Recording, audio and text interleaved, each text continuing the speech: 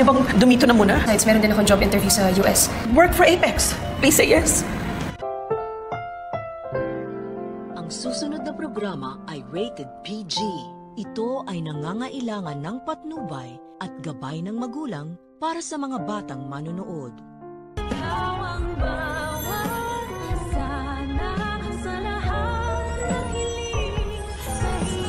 Kabanding po namin dun sa Apex dati.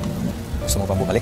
Ito po. Matapos nga ang matagumpay na Christmas party ng mga bata, ay makapag-uusap ng personal sila Robert at Annalyn. Napansin nga ni Robert na kung gaano kasaya ang kanyang anak na makasama muli ang mga katrabaho nito sa Apex. Namiss nga daw ni Annalyn ang mga banding nila ng kanyang mga katrabaho noon. Kaya naman dito natatanungin ni Robert si Annalyn kung gusto ba nitong bumalik ng Apex. Matitigilan naman si Annalyn sa pagsasalita at mapapaisip sa tanong ng kanyang ama. Si Robert na nga kaya ang makapagpakumbinsi sa kanyang anak na bumalik na ng Apex. Sa kabilang banda, matatanggap na ni Dr. Enriquez ang imbitasyon ni Dr. Hiroshi ng Japan patungkol sa kanyang seminar na gaganapin mismo sa Japan, at imbitado nga dito sila Doc Lindon at Doc Annalyn. At ipapakita niya nga agad ito kay Doc Carlos na nagdadalawang isip pa na ipadala si Annalyn sa Japan, dahil alam naman natin kung gaano kabigat pa rin ang loob ni Carlos kay Annalyn at nakikipagplastikan nga lang ito sa kanya. Sa kabilang banda, ito naman si Giselle ay pilit pa rin kukumbinsihin sila Eric at ang kanyang anak na si Justin na wag nang umalis ng Pilipinas. Pero ayon kay Justin ay hindi na sila pwedeng mag-extend pa ng stay sa Pilipinas